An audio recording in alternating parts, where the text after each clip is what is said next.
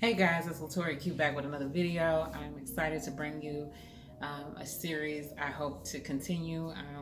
But today's video, if you haven't already noticed by the title, is How Do You Face Your Shadow Self? If you don't know what your shadow self is, your shadow is the unattractive, unglamorous aspects and attributes that you have that you typically try to hide away, but it always comes and it affects your life, your relationships, your money, your career.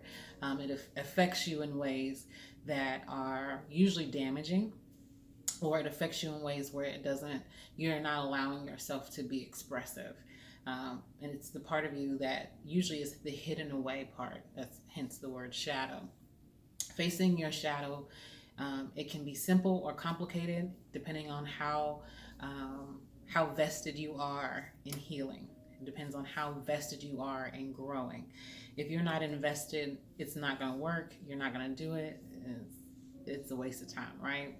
However, if you're at a place in your life where you are wanting to expand, you're wanting to transform, and you're wanting to have all the things that you, for whatever reason, felt like you couldn't have at one point, keep watching this video, okay? So, some of the most challenging aspects of healing our shadow is addressing our shadow. Some things that you can do to do your shadow work is obviously some journaling. Journaling is where you write out your experience, you write out your feelings, you write out some of the most hardest questions that you ask yourself and answer. Um, and we'll get into the questions in a few minutes, okay? Um, it is something that does not happen overnight.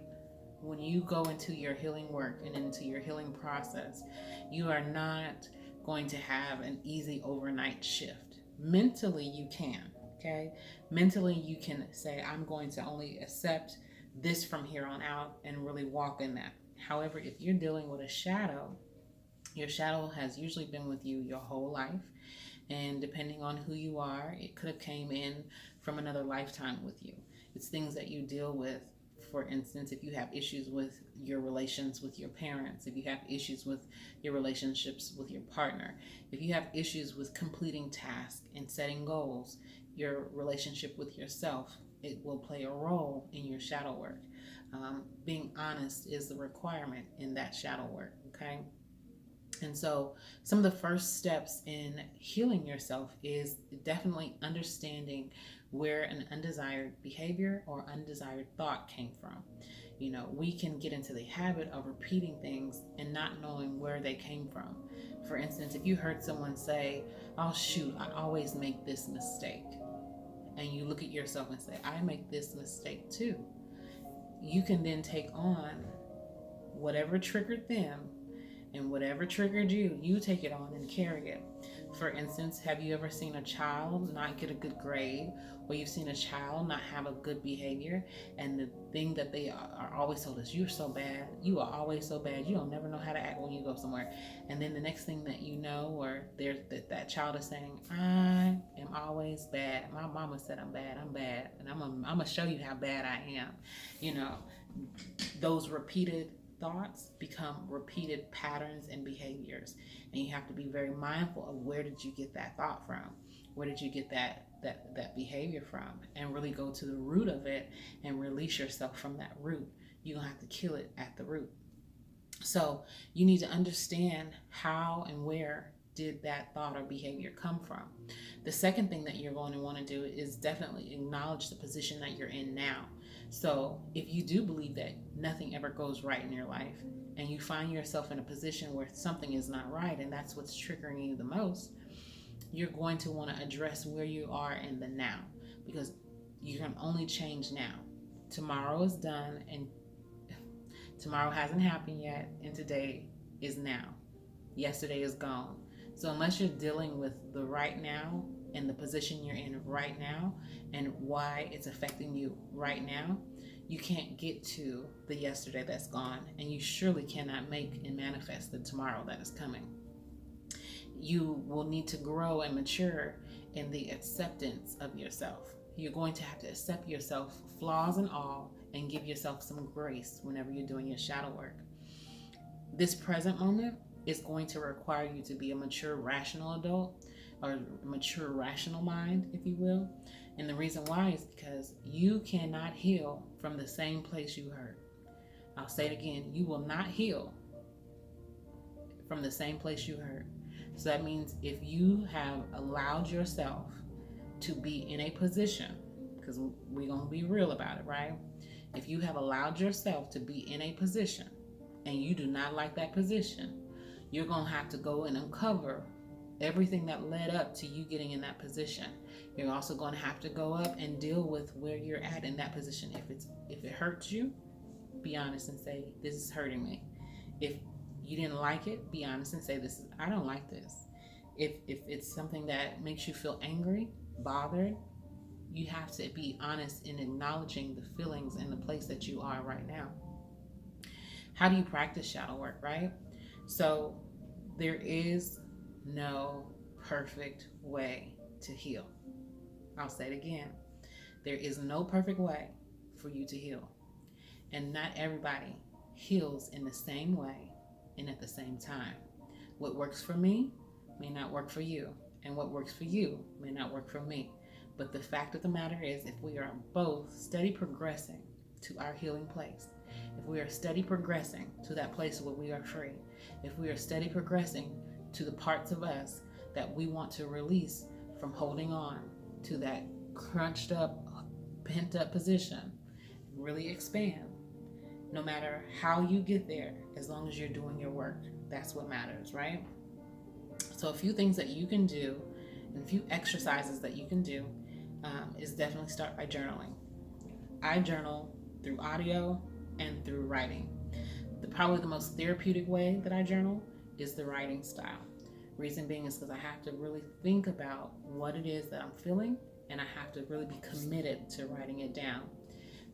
But I also believe that saying it out loud, which I use my phone normally to record myself, when I say it out loud, I have to be authentic in how I'm feeling in that moment, because what you do know is that your tongue can be a blessing and a curse. You can either speak good or evil over yourself. And so if you're wanting to get free and you're wanting to heal, you have to be very mindful of what you say and how you say it to yourself, because everything has an energy signature to it. Everything has a profound way of getting into your mind, your heart, your soul, your body, and wanting to get free. Okay? So, some good shadow work prompts, no matter if you're going to talk about it or if you're going to write it down. What do you think are your worst character traits? That's intense, right? You know, when it's time for you to demonstrate them, the traits, how do you demonstrate them and with who? So if my worst character trait is my anger, and my anger is because I demolish, I destroy when I'm angry, okay? That's my anger. I destroy. If I hurt, you're gonna hurt. If I'm mad, you're gonna be mad. And what I had to do to deal with my anger is really start identifying what triggered my anger, and when was I angry, how was I angry, who was I angry with, when was the last time I was angry. Especially when I'm in that moment, me writing out how I feel is usually the most helpful. How do you think people see you? How would they describe you? And how do you feel about it? What are some things that trigger you? Consider the irrational feelings that come from the things that trigger you. What does that look like? What things make you judge? What things make you judge yourself? Think about a hypothetical situation in which you would agree that somebody could have behaved in a different kind of way, but you judged it. Were they innocent or not? Because you were the judge. And were you judging harshly? Usually when you're judging someone, you're judging yourself. So just be mindful of that. When was the last time you felt let down? Who has been the most influential for you? And is it a healthy influence? Who do you envy and why? Think of the relationships you've had to walk away from. What was the positive reason for you walking away from it? What frightened you the most? What misconception do people have of you? What memories Do you have shame? Um, you know, Oftentimes we beat up on ourselves in our quiet places. We beat up on ourselves in the car, at home, in the bathroom. The mirror can be a beautiful thing if you use it correctly. But oftentimes we look in the mirror and we beat up on ourselves and we shame ourselves because we don't look like someone else, or because we don't have this, or because this is there and this is missing, or whatever it may be. And so when we begin to pick at ourselves and really just chip away at our self esteem, things can creep in so much easier. And it's a similar thing with shadow work. If you haven't dealt with your shadow, in which most of us haven't unless we've come to this mature place of wanting healing, you've picked at yourself for a long time. You've nipped and picked and ate and discarded and broke and beat up on yourself, right? And you've carried this around for a long time. And so when things happen and it reminds you of those chips that you picked at, it hurts and it sucks. And typically we have behaviors that act out. Even as adults, we have behaviors that we act out on. And so it's until we deal with ourselves and until we deal with what makes us mismanage our emotions and our thoughts and our behaviors, we'll keep repeating similar cycles.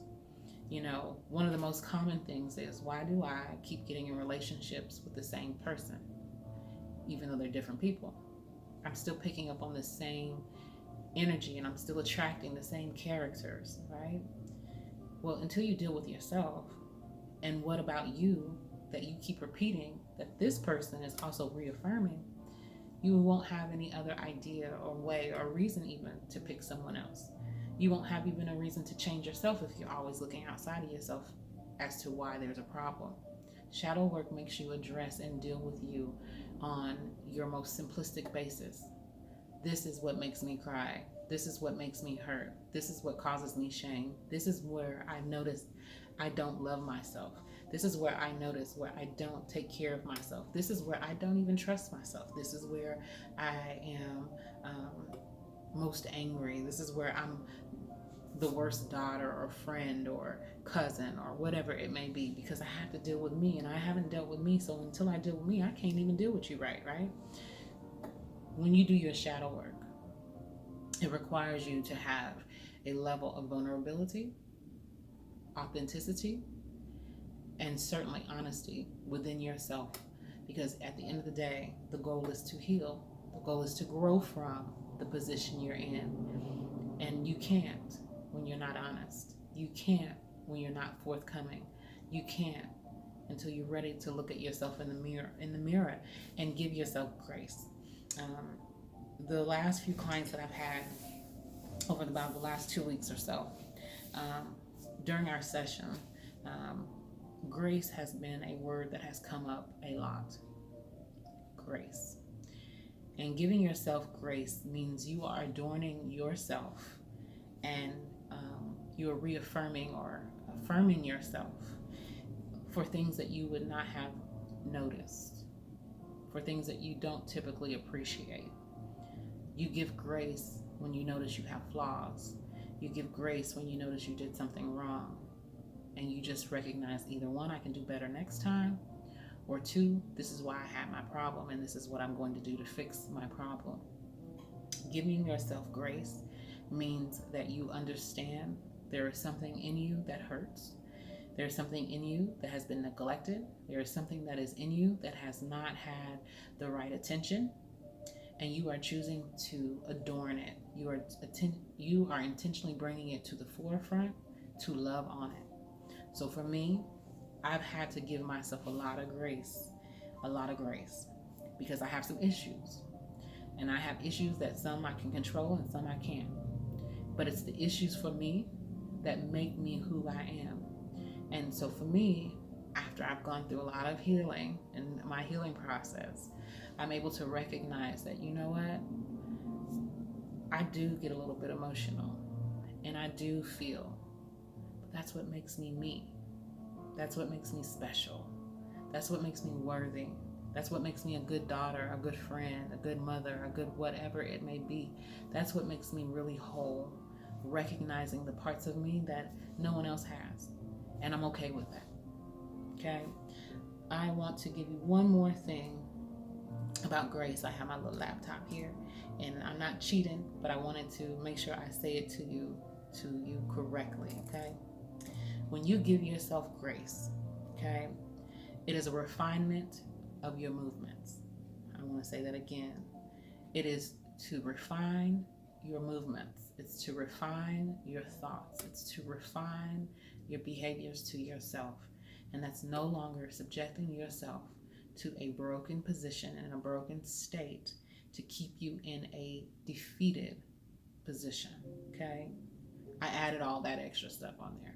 But it's to honor or give yourself credit. And you have to be able to release yourself from bondage, the bondage of thinking you're not enough. Release yourself from the bondage of not taking enough time for your self-care. Releasing yourself and then creating a new movement is your grace. Being in your flow is being in grace. Being in your passion is giving yourself grace. Forgiving yourself is grace. Now is the time to heal. Y'all, these days are getting very, very, the word is coming to my mind, is convoluted. It's getting really murky. It's getting really difficult. And if you don't know yourself, and you don't know where you begin and where you end, you will be taking on other people's perceptions of this lifetime. You'll also be taking on other people's perceptions of you.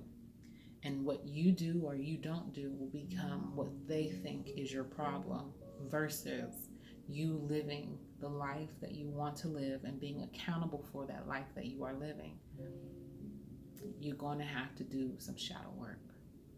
You're going to have to dive into yourself and really choose your healing. You have to choose your fate. Do you want more? If you do, you got to get uncomfortable. If you do, you're going to have to let certain things go. Things that are toxic, things that don't serve you, things that are taking away from your goodness, things that dim your light. You're going to have to free yourself.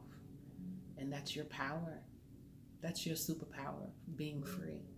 It's your birthright too, but it's your superpower. Be free. Be free by giving yourself grace. So I'm going to get off this thing, but I'm going to tell you a few ways that you can do your shadow work, okay? Journaling through the handwriting or through verbal recordings, getting in tune with your body, going for walks, doing meditation, stretching, eating good foods is a way to do shadow work. Releasing yourself from toxins, releasing yourself from metals and different minerals in the foods that bring your body down. That's giving yourself an opportunity to heal from the inside out. Also, another way for you to do some shadow work is to get into an activity, not one that requires you to be mindless, but one that requires you to be in tune, connected to your mind, your body, and your soul. Do activities such as that, whether that be more drawing or being creative, singing, dancing. You want to get into things that allow you to be in your flow. You need to be able to be fluid. You need to be able to move. You need to be able to release anything that's in you, on you, that's causing you to be stagnant and in pain. This is the time for you to free yourself. If you needed the message, if you wanted someone to say, hey, here you go, this is your message, check in. This is the now. Free yourself. You will thank yourself for lifetimes. Your generations after you will thank you for lifetimes. Your ancestors that came before you will thank you for lifetimes. Why? Because when you heal yourself and you really take time to grow after that healing, then you're able to transform not only your life, but the lives around you. And it goes through time, through space, through universes. It affects everything. Because then you'll find people coming up to you and just saying, you know what, I like your smile. I like your energy. Here you go, take this.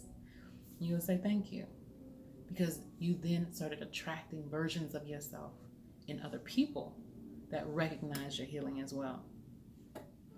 So if you guys want to hear some more information about shadow work, or if you guys want to start getting into body work, I am happy to start doing more videos. I just had an opportunity between clients that I wanted to jump in and just do something real quick. So I'm going to go ahead and post this now. But yeah, if you want to have a discussion down in the comments below, definitely go ahead and ask a question. And definitely go ahead and tell me what are some things that you do for your shadow work.